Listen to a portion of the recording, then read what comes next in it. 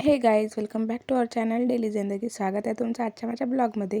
आज मला जायचं होतं अमरावतीला परत काही सामान घेण्यासाठी, बिकॉज काल जे आहे खूप जास्त वेळ झाला होता, त्याच्यामुळे काल सामान घ्यायचंच राहिलं होतं. आम्ही आलो बडनेरावरच्या ऑटो स्टँडवर, तिथून ऑटो पकडला अमरावतीला जाण्यासाठी. तर आम्ही निघालो अमरावतीला जाण्यासाठी ऑटोमध्ये, आणि ऑटोमध्ये ऑटोवाल्याने उतरवून दिलं आम्हाला.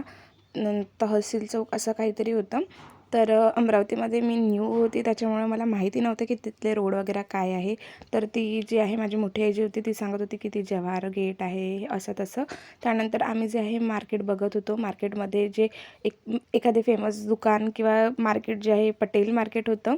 आणि इथे आम्ही जे आहे शॉपिंग जी आहे आमची सुरू होती. म्हणजे शॉपिंग म्हणजे घरच्यासाठी नाही, विक्रीसाठी जे आहे ते शॉपिंग होती. सगळी खरेदी केली. त्यानंतर खरेदीचा व्हिडिओ जे आहे मला करायलाच नाही मिळाले, बिकॉज खरेदी करताना आज फक्त मी आणि माझी मम्मीच होते, त्याच्यामुळे वेळच नाही मिळाला.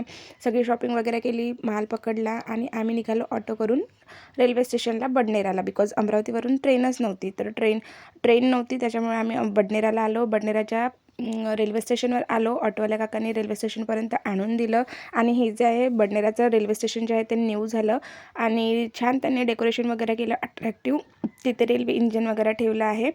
तर मी गेली तिकीट काढण्यासाठी, बिकॉज आम्ही दोघीच नव्हतो. माझे पप्पा आणि माझा भाऊ जे आहे ते आत्याकडे थांबले होते, आणि मी आणि माझी मम्मी जे आहे ते गेलो होतो अमरावतीला खरेदी करण्यासाठी. आणि मी इथे जात होती तिकीट काढण्यासाठी 4 जणांची. तर ऑनलाईनमध्ये तिकीट जे आहे ते स्वस्त दाखवत होते आणि ऑफलाईनमध्ये महाग. पण मी जेव्हा आधी काढली तिकीट, त्यानंतर मी ऑनलाईनचे बघितले. त्यानंतर माल जे आहे ते इस्क्लेपेवरवर चढवला आणि माल जे आहे ते जात होता. माझ्या मम्मीला भीती वाटत होती की जाईल की नाही जाईल. आणि तिथून जर कोणी नेलं तर बरं झालं. त्या अंकलनी माल जे आहे ते ठेवला होता आधी साईडनी, आणि मी जे आहे इकडे व्हिडिओ करत होती. आणि सनसेट वगैरे छान होत होता. आणि इकडे जे आहे माझ्या मम्मीचा आणि माझा जे आहे वेट सुरू होता की माझे पप्पा आणि माझा भाऊ कधी येईल. पण ते लोक आलेच नाही, बिकॉज ट्रेन जी आहे ती 7ची होती, तर त्याच्यामुळे ते लोक लवकर नाही आले. आणि मी आणि माझी मम्मी जे आहे ते लवकर पोचलो होतो. तर मी इकडे व्हिडिओ घेत होती आणि माझी मम्मीचा अवतार बिचारी बहुत थकली होती. आम्ही दोघं पण खूप जास्त थकलो होतो.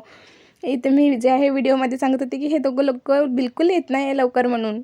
तर ती जी ट्रेन होती ते एकदम सामोर जाऊन थांबते, आणि आम्ही एकदम लास्टमध्ये होतो. तर पप्पा आणि स्वरूप आल्यानंतर आम्ही जे आहे पूर्ण माल जे आहे ते एकदम लास्ट स्टेशनपर्यंत नेला, बिकॉज ट्रेनमध्ये जागा व्यवस्थित मिळाली पाहिजे म्हणून. बिकॉज आमच्यासोबत माल होता. जर आम्ही 4 जण असतो तर कसं पण ॲडजस्ट केलं असतं, पण माल जर असं तर होणार नाही ना. त्याच्यामुळे आम्ही एकदम सामोर आलो आणि ते आणता खूपच जास्त थकलो की तो माल खूप जड होता. आणि त्यानंतर आम्हाला आमची मेहनत जी आहे ते रंग मिळाली असं झालं, बिकॉज जागा जी आहे ती व्यवस्थित मिळाली मालाला पण आणि आम्हाला पण.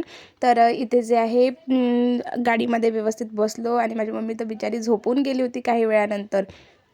पूर्ण ट्रेन खाली झाली होती. आता आम्हीही निघालो होतो, बिकॉज वर्धा जे आहे ते आली होती. आणि वर्धा कॅबिनेटमध्ये जे आहे ती ट्रेन जी आहे ते 10-15 मिनिट जे आहे ते थांबली होती. तर ट्रेन जी आहे ती पास झाल्यानंतर ट्रेनने तिची गती जी आहे ते पकडली होती, आणि आम्ही पोचलो होतो वर्धा जंक्शन, म्हणजेच आपल्या वर्धा शहरामध्ये. आणि वेट होता की ट्रेन कधी कधी थांबते आणि आम्ही कधी कधी जातो. तर ट्रेन थांबली, त्यानंतर आम्ही माल वगैरे काढला, आणि ट्रेनही छान ठिकाणी थांबली, बिकॉज त्याच्या थोड्या सामोरच लिफ्ट जी आहे ती होती. बिकॉज आम्ही जर एवढं मोठं सामान जर डोक्याने किंवा हाताने जर नेलं असतं तर खूप जास्त थकलो असतो. तर इथे लिफ्टसाठी वेट करत होतो, सामान वगैरे आणला होता तर. आणि इथे जे आहे लोको पायलट जे आहे ते करत होते ट्रेनचे चेकिंग जे आहे ते सुरू होते. आणि माझा भाऊ जे आहे ते पाहत होता की ते कसे चेक करते, काय चेक करत आहे म्हणून. त्याला समजत तर काही नव्हतं, पण तेही पाहत होतं. त्यानंतर लिफ्ट आली आणि आम्ही जे आहे सामान जे आहे ते आतमध्ये ठेवलं. आणि सामानही खूप जास्त होतं. हे वाटत आहे असं कमी, पण आतमध्ये खूप सारं सामान आहे. आणि इथे जे आहे माझी मम्मी माझ्या भावाचं वेगळंच काहीतरी म्हणजे रोजचं सुरू राहते, या दोघांचं काही वेगळंच सुरू राहते.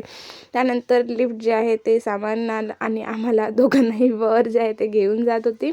आणि मी करत होती व्हिडिओ क्लिप रेकॉर्ड, आणि त्यांना म्हणत होती पोज द्या तर ते लोक देतही होते.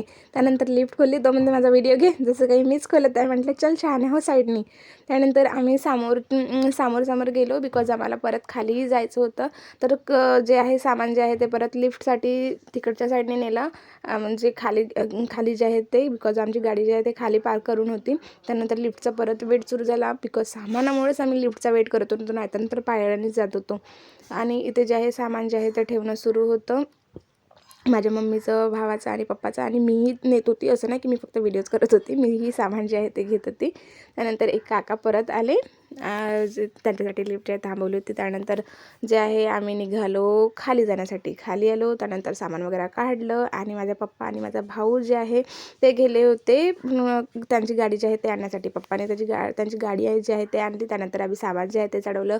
स्वरूपच्याही गाडीवर सामान जे आहे ते ठेवलं. मी आणि पप्पा जे आहेत ते निघालो घरी जाण्यासाठी. घरी जाता जाता जे आहे सावंगी माझ्या म्हणजे घरी जातानीच लागते. तर सावंगी तिथून निघालो आम्ही घरी जाण्यासाठी. आणि इथे माझ्या काकासोबत माझे पप्पा जे आहे ते बोलत होते. आणि त्यानंतर परत जे आहे आमची गाडी जी आहे सुरू झाली घरच्या दिशेने. तर इथे जे आहे घरी पोहोचल्यानंतर मला व्हिडिओज करायला नाही मिळाले. हे जे आहे पालवती पार केला, त्यानंतर जे आहे वडदचा रोड जो आहे तो लागला आणि खूप जास्त थंडी होती बिकॉज ओलतेचे वावरं जे राहते ना ते. तर हे जे होतं 4 कॉईन जे आहे तेही लागते.